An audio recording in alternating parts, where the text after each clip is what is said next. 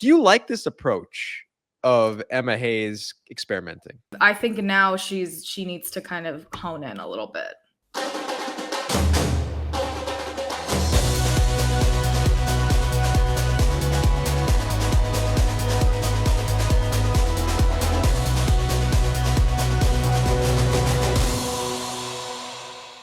Welcome to the ISB Show. I'm your host, Sahil, here with Shauna, covering the U.S. women's national team that just finished the international break. Shauna, it was a very interesting sequence of matches that we're going to talk about in this video. If you've been enjoying these videos, please subscribe to the channel and like the videos. All right, let's start it off. It was a tale of two matches, Shauna. And so first I want to start off with, were you surprised they lost the second match after scoring in the first minute? I mean, I was surprised that they lost. I was not surprised when Brazil scored, but I will say that I thought they would have at least tied it. Yeah, let's talk about that match first, and we'll kind of talk about the trajectory of that match, because it's very interesting because, the U.S. had beaten Brazil 9 times in a row, including the match over the weekend in L.A., which was a far different outcome overall.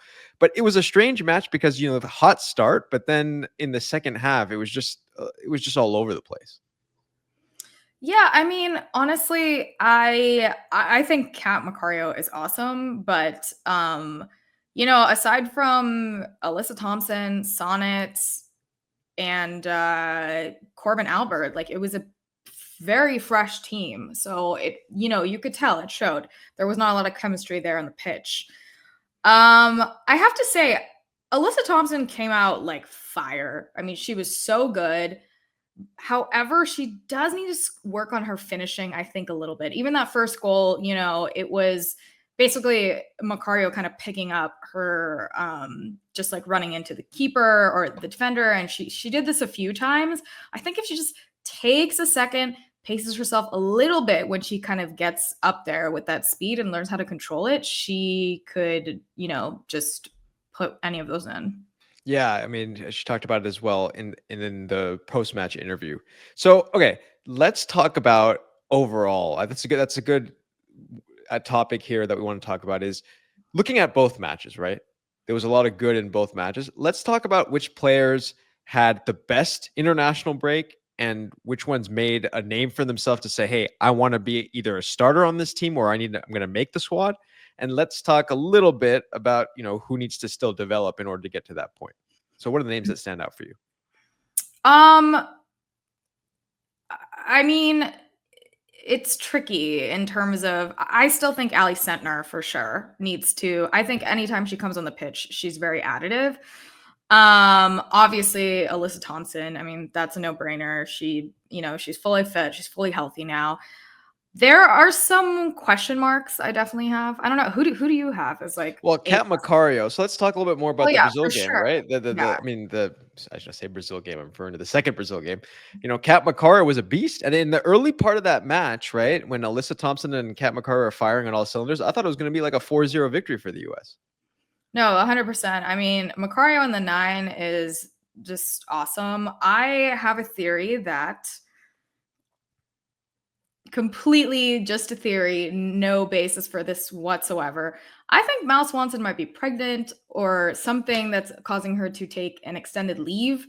So without her, obviously Sophia Wilson is pregnant and going to take some time off. So, assuming they're both back for the World Cup, which I think they will be, if for whatever reason something is, whatever, I think it's good to establish depth right now. And I think Macario in the 9 is solid, a very solid alternative. Yeah, so that kind of takes care of the front. Now, in the midfield, like you mentioned, I think Corbin Albert had a pretty good game, right, against Brazil. We saw she wasn't as good in the SheBelieves Cup, but I think she made up for it in this match for sure. Completely agree. I thought she was better this game. And Lily Johannes she literally has eyes in the side of her head. Her ability to scan, but not even let you know she's scanning. She just passes these long balls that are beautiful. She's such a good feeder.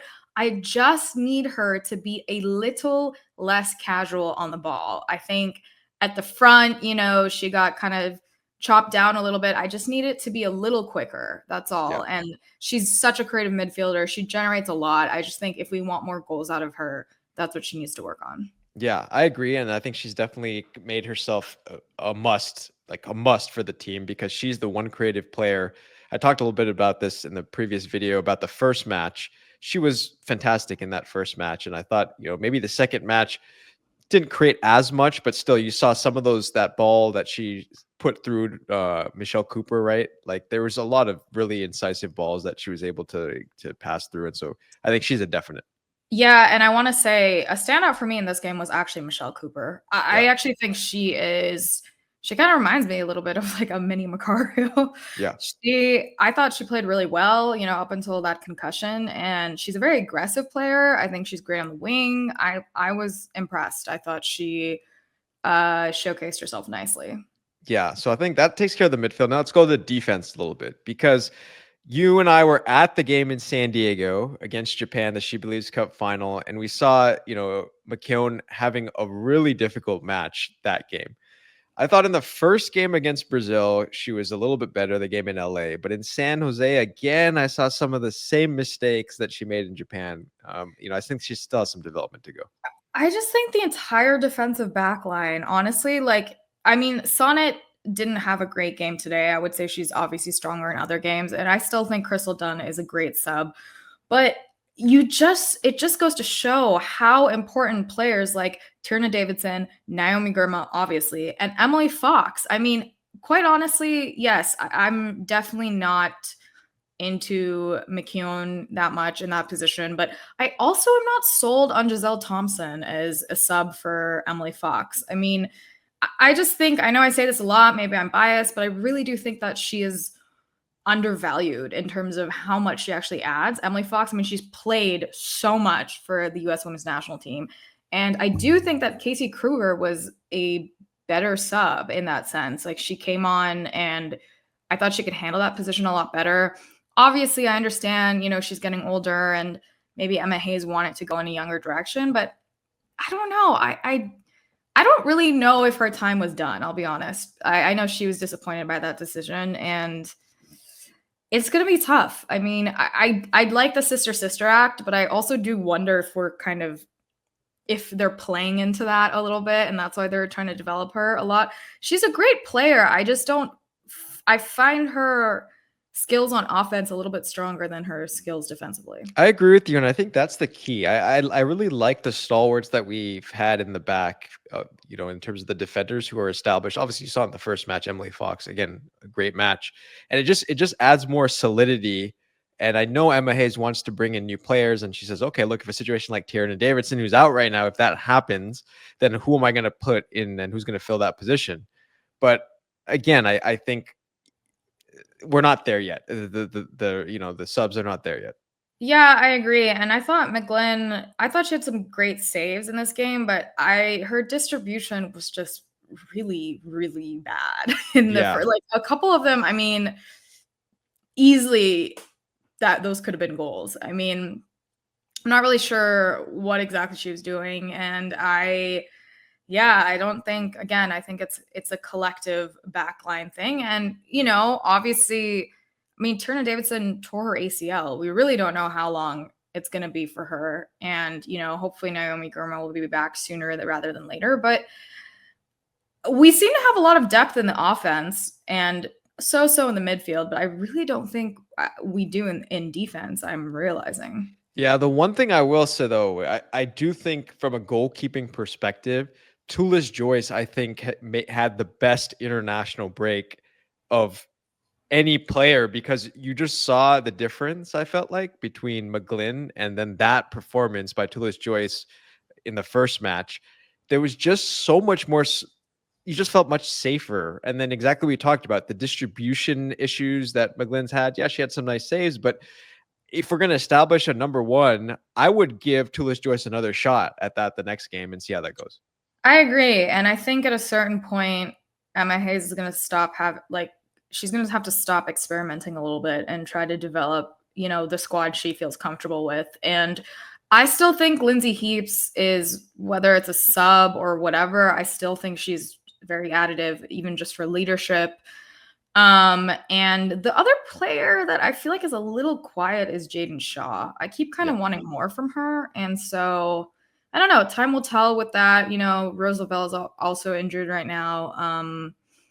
So time will tell. Time will tell. Okay, let's finish with this because we've just come off an international break where the U.S. women obviously won a convincing match and then lost a heartbreaking in a sense, but allowing a goal in the last minute. Imagine if this was a major tournament, and now we've seen in this year now 2 losses, which we didn't see all of last year under the Emma Hayes era. So, do you like this approach of Emma Hayes experimenting? You know, if she does want to propel this new squad and grow this new squad, and if she doesn't think players like, Casey Kruger, like maybe Heaps, maybe Dunn, some of these older players, if they're maybe not going to be able to play, to that level come the next World Cup, I think she is on the right track and she's sticking to it. And these are good opportunities to do that. But I think now,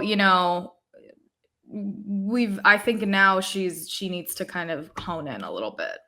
Yeah, I agree. I think at some point, and maybe that point is now, maybe it needed to get to this point, but I think now she should have seen enough of what she has seen in these last few international windows. And now it's time to say, hey, look, I'm going to move forward with this team.